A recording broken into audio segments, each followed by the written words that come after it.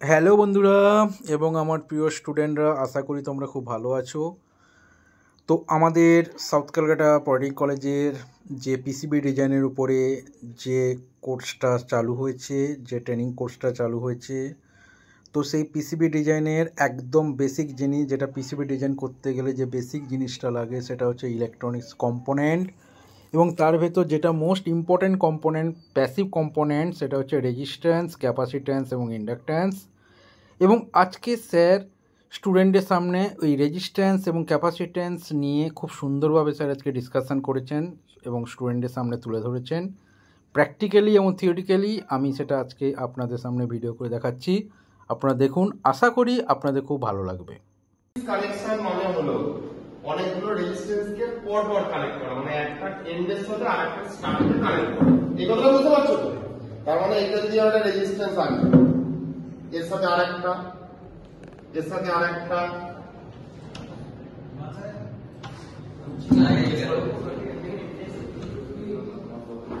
এখানে আরেকটা, কটা রেজিস্ট্যান্স রেখেছি? 1 2 3 4টে।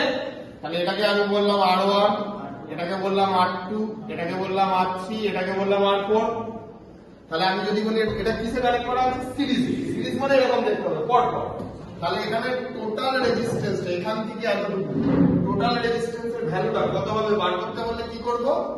R = R1 plus R2 plus R3 plus R4। যদি এরপরে আরো কানেক্ট করি তাহলে আরো হবে।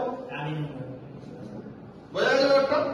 তাহলে এবারে মনে করো এটাকে আমি বললাম 10, এটাকে বললাম 15, এটাকে বললাম 5 আর এটা 6। প্রত্যেকটাই ওহম। এটা ওহমসের সিম্বল, এটা ওহমসের সিম্বল। তাহলে টোটাল আর এর ভ্যালুটা কত হবে? 10 20 30 36। বোঝা গেল তো? পারে এবারে মনে করো যে আমি বললাম রেজিস্ট্যান্সটা সিরিজে কানেক্টেড নেই, ঠিক আছে? তাহলে কিরকম কানেক্টেড আছে? প্যারালাল। তাহলে কেমন দেখতে পাবে?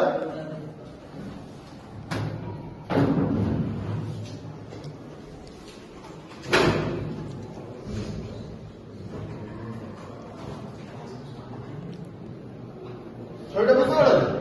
এটা কি ছিল? স্টার্টের সঙ্গে এন্ড যুক্ত হচ্ছিল। এটা তেমন নয়, প্রত্যেক কটা স্টার্ট এক জায়গায় যুক্ত হয়েছে, প্রত্যেক কটার এন্ড এক জায়গায় যুক্ত হয়েছে। তাহলে আমি যদি এখানে একটা লাইন টানি আর এখানে একটা লাইন টানি, এবারে তার জুড়ি, তাহলে এই পয়েন্টটা আর এই পয়েন্টটা রেজিস্ট্যান্স যদি এবার তোমার বার একটা হ্যালো প্যারালাল মানে কি রকম কানেকশন বলেছিলাম? ওখানেই আরেকটা হয়ে যাবে। তাহলে আরেকটা আঁকবো বলতে সিরিজ হয়ে যাবে। সিরিজ লাইট বলে বাড়িতে শোনো, সিরিজের ল্যাম্প গুলো ধরে। সিরিজ মানে কি? পরপর জুড়ে যাবে, পরপর না। প্যারালাল মানে রেল লাইন যেমন হয় প্যারালাল, তাহলে ওর নিচে থাকবে, ওটা মোছো যেখানে এরকম করে আমরা একটা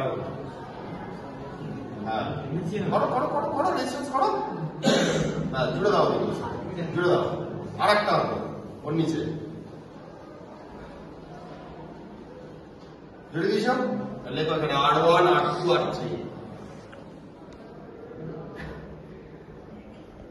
এই তিনটে তাহলে কিসে কানেকশন আছে? প্যারালালে। প্যারালালে। তাহলে আমি যদি এই দুটো জায়গাতে দুটো লাইন টানি, এদিকে একটা এদিকে একটা, এই দুটো মাথা যদি রেজিস্ট্যান্স মাপি তার ভ্যালুটা কত? এটা লম্বা লাইন। ধরো উপরে কি বসবে? 1 বসিয়ে দাও আগে। নিচে কি বসবে? প্রত্যেকটা 1/সেটা। তাহলে এখানে লেখো 1/R1 1/R1 plus 1/R2 plus 1/R3। বোঝা গেছে? মনে রাখবে সাজিল। যদি এইরকম ভাবে আমরা ক্যাপাসিটর কানেক্ট করি, রেজিস্ট্যান্স বলতে কি কানেক্ট করবো? ক্যাপাসিটর।